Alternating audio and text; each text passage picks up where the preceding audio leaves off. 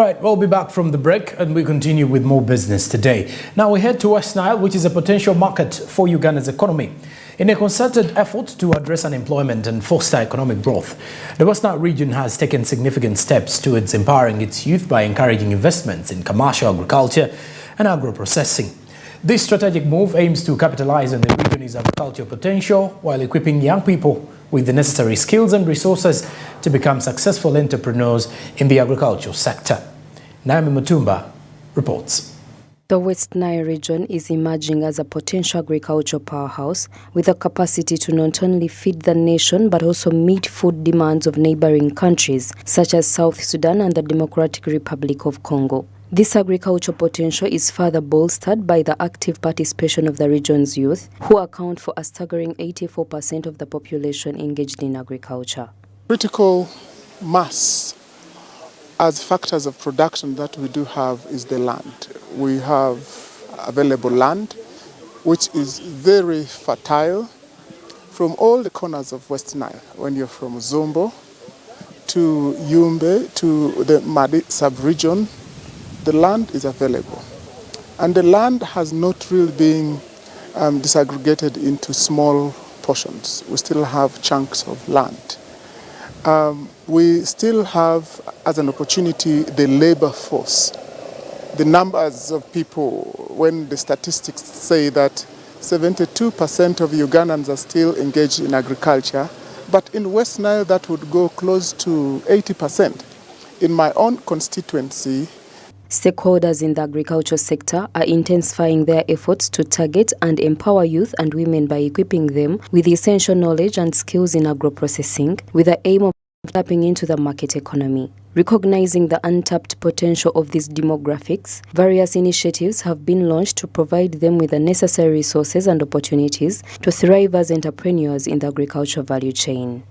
We have centered into working to do research that addresses agro-industrialization, especially now for the purpose of this function, where we target the youth and the women in order to transform their livelihoods and even tap into the market economy. We are centered into areas of crops, livestock and fisheries, but also other underlying cross-cutting issues like climate change, at the same time and even addressing issues of even gender, because those are the issues that we have. So we also we mainly focus on issues on seed production, because that's the underlying factor which is affecting agricultural enterprises, access to good quality seed. While many young people in the region are still trapped in subsistence agriculture, there is a growing realization of the need to address this issue and provide avenues for youth to transition into commercial farming. Stakeholders are now calling for concerted efforts to tackle the financial barriers that hinder the youth from entering the realm of commercial agriculture. I know there are people who started but they dropped off. And the key reasons are feed. Okay, first of all, chicks. They don't have access to quality chicks. They bring chicks from Kampala, and by the time these chicks reach Arua, they are weak. They die off. Secondly, there's no good medication. Like chicken need a lot of vaccines, vitamins, and other supplements. But from the best of my knowledge, these are very expensive in Arua because very few people are offering them. And then along that value chain also, quality feed is a big problem. For the factors of production, we need capital. And therefore, as a huge challenge we do have in the region, apart from these two, in my view, is capital. The capital is to be invested in to move my people away from subsistence agriculture, because it is our culture to farm a small portion of land only for the household. And this cannot move people away from poverty. And as a critical challenge is, can we then move these people away using capital as one of the factors of production? Addressing access to finance constraints faced by young farmers is not only essential for their individual success, but also crucial for the overall growth and development of the agriculture sector in the West Nile region. Naomi Mtumba, Smart 24 TV, Business Today. Well, now elsewhere, Katwe is elevating tourism, as the Ministry of Tourism has made a remarkable move to support the country's rich wildlife heritage through allocating a substantial sum of over 4.5 billion shillings to the renowned Uganda Wildlife Research and Training Institute in Katwe.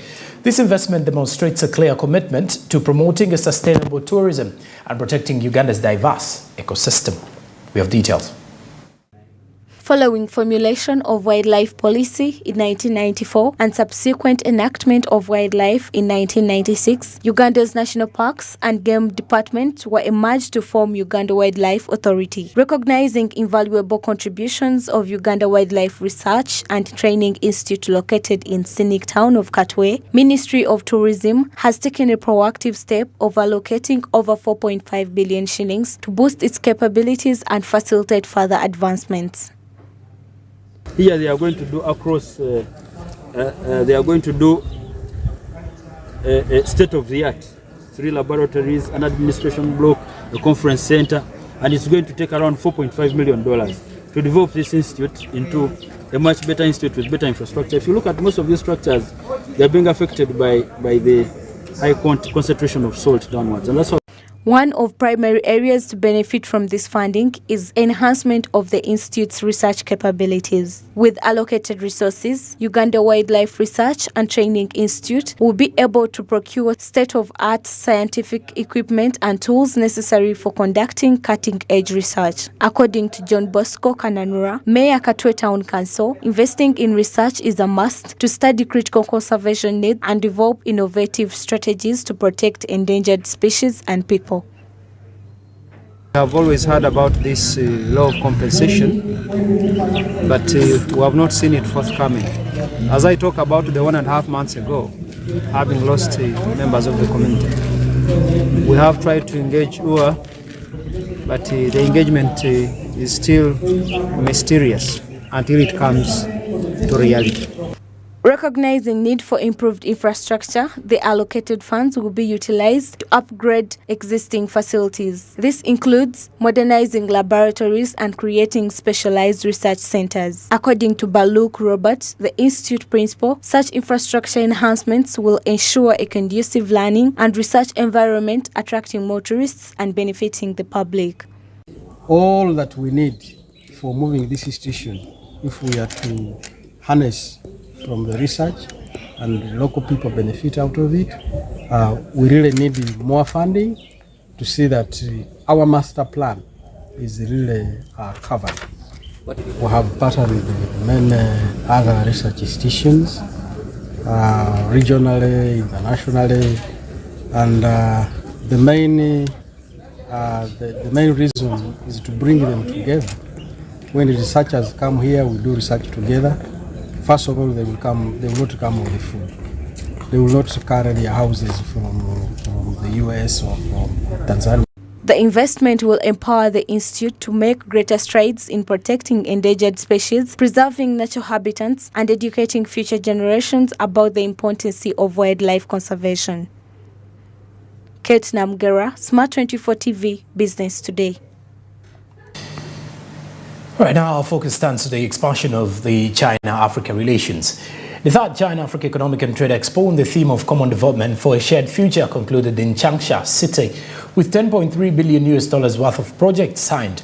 This event has become an incubator for mutually beneficial partnerships, leading to remarkable progress in trade between China and Africa. The third China-Africa Economic and Trade Expo sought to strengthen business connections between the two nations while introducing African-made goods to Chinese markets. According to Wang Dong, deputy of the Chinese Ministry of Commerce Department in West Asia and African Affairs, traditional commerce and engineering construction have been making way for digital, green and financial industries in the economic and trade cooperation between China and Africa, particularly the import of agricultural goods from Africa, showing enormous potential for cooperation, which has facilitated growth in trade and cooperation. The economic and trade cooperation between China and Africa has been expanding from traditional trade and engineering construction to digital, green, and financial fields. The import of agricultural products from Africa shows great cooperation potential.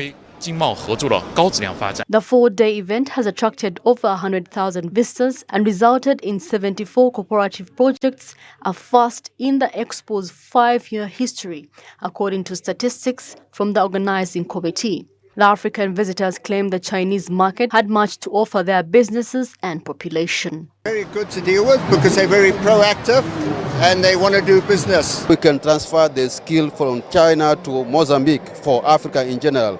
China is Africa's largest trading partner and its fourth biggest source of investment. Official data shows that bilateral trade between China and Africa totaled to $280 billion in 2020. The China-Africa Economic and Trade Expo is committed to build a new mechanism of China-Africa economic and trade cooperation. All right, now we talk boosting the entrepreneur ecosystem. The African Development Bank has announced a significant move to foster economic development in Africa by committing an impressive $11 million equity investment in the renowned Blue Peak Private Capital Fund. This strategic investment aims to stimulate growth and support entrepreneurship across the entire continent. The African Development Bank, renowned for its efforts in promoting sustainable economic growth in Africa, has chosen to partner with the Blue Peak Private Fund due to its exceptional track record of investing in businesses with high growth potential. By injecting funds into the Blue Peak Private Capital Fund, the African Development Bank aims to further facilitate access to finance for African entrepreneurs and help them unlock their full potential. The fact of the matter is Africa has never gone down. Africa went through challenges like every other continent went through challenges. And they came out of their challenges, so will Africa come out of its challenges. So I don't subscribe to those that would say, well, that's Africa is rising today or Africa is not rising tomorrow. You don't say that for Europe, you don't say that for Brexit, you don't say that for Asia. So why is that an appellation that we should get used to? I think we should get rid of that because for me it doesn't make any sense. But take a look at what has happened in terms of economic growth for Africa. Today, Africa's economic growth, GDP growth rate is 4.3%. And you take a look at it from where we were coming, it's still above a lot of the global average. But that doesn't even tell you the entire story. You've got 30 countries that are growing at 3 to 5% and even above that. And so that tells you that you take a look at Kenya, you take a look at Tanzania, you look at Rwanda, you look at Senegal, you look at Cote d'Ivoire, you look at those countries that are growing, even Ethiopia is growing at 10%. And so I don't buy the kind of normalization of African countries. That's the first thing. Secondly, is that why should Africa not develop based on what it has? Africa has, as I said, tremendous amount of resources. What we must do is to be smart in unlocking our own resources that we have on the continent. And that, for me, is not something that we should be doing relying on just on external parties. Africa should actually use its own sovereign wealth funds, its own pension funds, its own insurance pool of funds to be able to do that. But even talking of all the others, if you have today $120 trillion of global savings pool that is out there. If Africa can just leverage a little bit of that, we will close all of those gaps that you talk about in no time. Take, for example, the amount of taxes that we collect in Africa. Today, the amount of taxes we collect in Africa is roughly $500 billion a year. Okay, you're talking about $70 billion gap. Well, if you just simply devoted 10% of that to infrastructure, you close 50% of that every year. So I think it comes down to also an allocative decision. That are we making the right allocative decision in how we use our public financing to support the areas of growth and development that we should have? And I also think that at the end of the day, if we use our taxes properly, if we have public expenditure efficiencies, and if we are able to leverage the global pension funds and others through the kind of vehicles that we have and Africa 50 has, I don't see why we will not be able to do that. I am a firm believer in Africa developing with pride. I don't believe Africa should develop with aid. I don't believe Africa should develop by grants. I think Africa should develop by the discipline of investments. And there's absolutely no reason why Asia can do that, Latin America can do that, Europe did that, and why can't Africa? I think it all comes down to believing in ourselves, believing in how we use our own resources, and believing at the end of the day that we shouldn't allow ourselves to be put into labels. It's for Africa to develop and to accelerate its own development, but it must do so with pride. The $11 billion equity investment by the African Bank will serve as a catalyst for the African businesses, enabling them to overcome financial barriers and seize opportunities in emerging markets. Through its partnership, the African Development Bank aims to strengthen the entrepreneurial ecosystem and foster a conducive environment for investment and job creation. Blue Peak Private Capital Fund is recognized for its focus on investing in small and medium-sized enterprises across various sectors such as technology, agriculture, renewable energy, and healthcare. By providing targeted investments to these sectors, the fund has demonstrated its commitment to promoting innovation, sustainability, and inclusive growth in Africa. Through strategic investment like this, the African Development Bank continues to demonstrate its dedication to empowering African entrepreneurs, fostering innovation, and catalyzing economic growth. The $11 million equity investment in Blue Peak Private Capital Fund will undoubtedly play a pivotal role in shaping Africans' future by supporting the growth of promising businesses and stimulating economic transformation across the continent.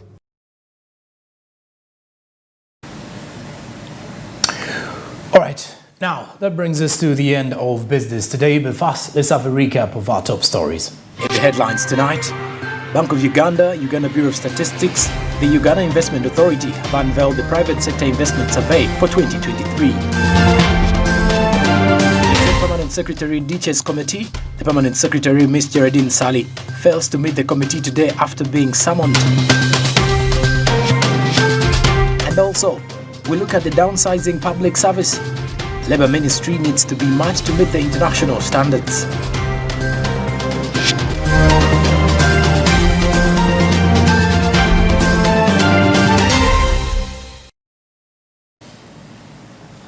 And well, there you have it. Thank you very much for joining us tonight from Plot 42 Nile Avenue, the entire newsroom, editorial, and of course, the production team here at Smart 24 Television. We wish you all the best for the evening and a blessed night. I'm Jerome Paul Sonko, Winnie Buyinza Nakauchi for Sign Language. Good evening.